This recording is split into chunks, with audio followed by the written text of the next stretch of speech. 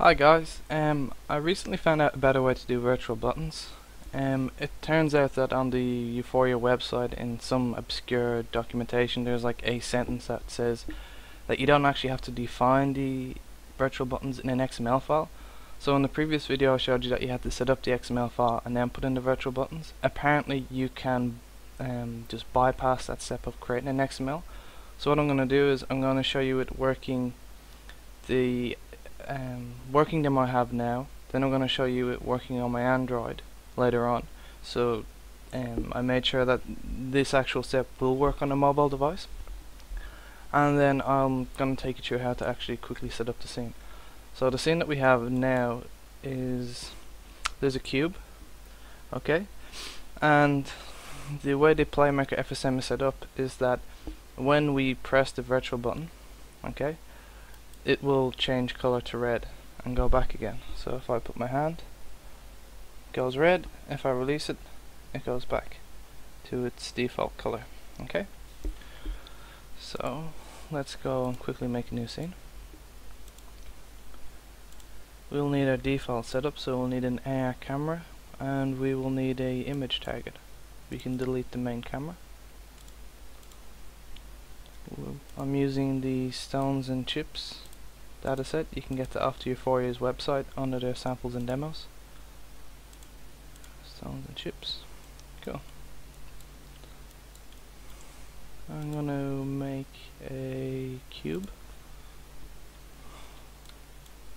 I'll drag it into the image target and I will hit reset.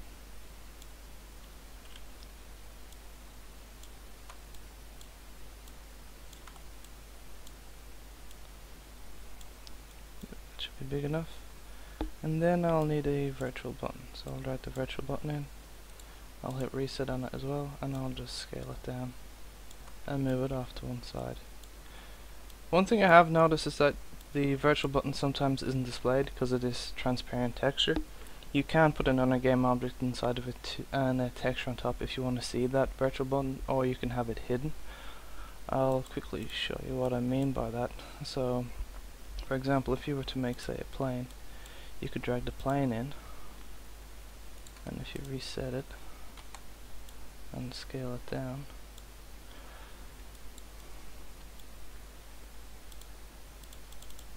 you can then use this plane as the button. A really quick way to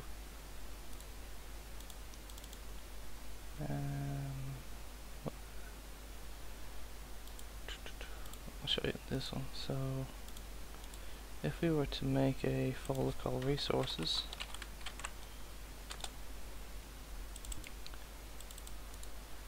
we can create a new material. I'll call this one blue.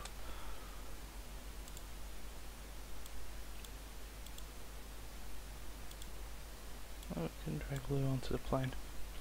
So in that way you can create, sometimes what I find it's really helpful, especially when I'm just using cubes to make games, I'll create a bunch of different material colors like blue, green, red and brown and so on, and I'll just drag and drop onto my cube so I can distinguish visually which one is which.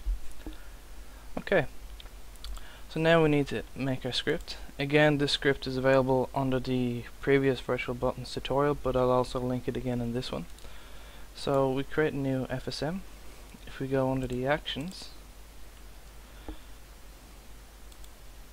there's a Vuforia tab.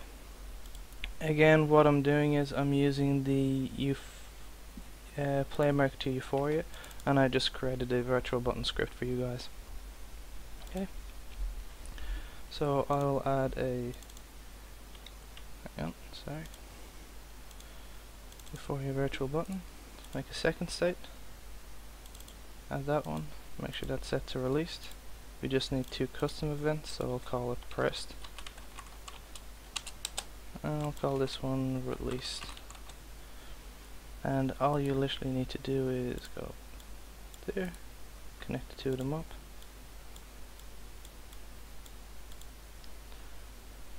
for those guys who are coders and wish to do everything by code, what you can do is you can edit the script. I'll just quickly show you. or mono comes up. You can quickly edit the script that I made, but instead of using the Playmaker FSMs, all you need to do is gut out everything and then use the actual logic inside of it. So if you were to look, what you need to do is you would, whatever the game object or the virtual button is, you'd get the virtual button behavior script, and then you'd register the virtual button so that you can get events and what happens. And then the two methods that you need to use is on button press and on button released. And literally all you need to do is put your logic in there. Okay, so my logic is that when I press the virtual button, I then send an event, okay, on each of them. For those guys who are using Playmaker, I might start creating some Playmaker tutorials, show you how to create custom FSMs, but that will be later on in future tutorials. But for those guys who are coders, literally all you need to do is go game object, find where get the virtual button behavior script, register it, and then every time on button press and on button release is called, this is global event, so it's kind of like on setup or on start or on update or on mouse press or on GUI. These are ones that are extended by the actual Vuforia. Okay, so you don't have to worry about that. You just need to actually call these methods. Hopefully that explains how to do it. Okay, so now that we have this, what we need to do is we need to give ourselves some feedback. So what I'll do is I will find how to set the material color. Cool. So I'll add it into this one, drag it to the top. Remember, Playmaker works top down. Change it to that color, and then rather than use owner, I'm going to specify game object and just drag the cube in. Okay.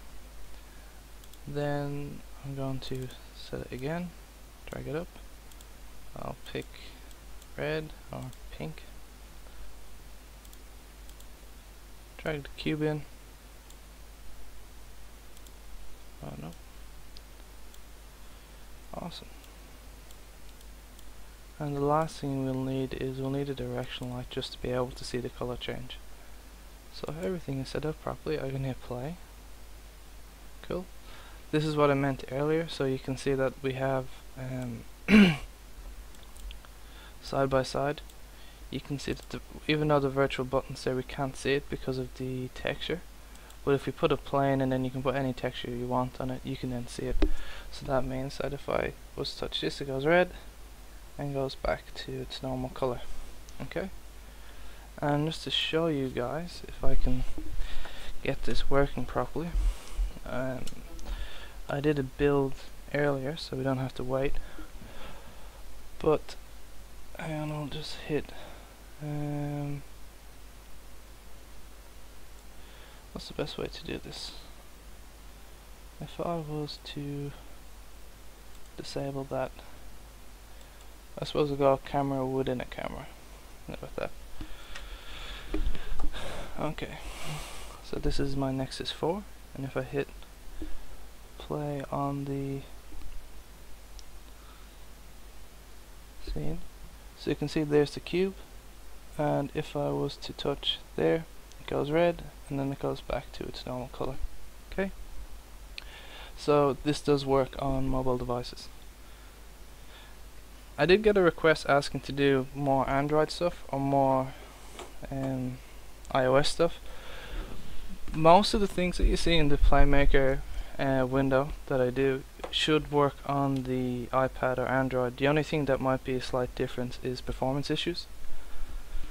For those of you who don't have Unity Pro, you can go onto Studica and get a discount. I think it's about $160 for the year, and I think secondary students can get it for like $70 or $40. I'm not too sure, but if you go onto Studica.com, which is, I'll bring it up.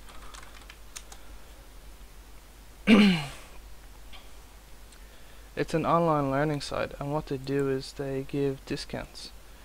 So if you look here, you can see Unity Pro as low as $166. That's for students.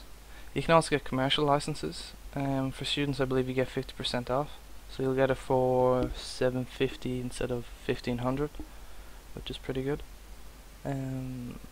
and then you can get everything so for $300. They used to do secondary school students as well, so those who are in high school and that can get a discount. Alright, that's it for now, guys. Hopefully that makes it easier for you guys to create virtual buttons and you don't have to then go and spend all this tedious time lining things up. Okay, again, sorry, I'll leave the previous tutorial up. Again, this was just some obscure documentation and a student of mine pointed it out to me. Okay, all the best, guys. See you in future tutorials.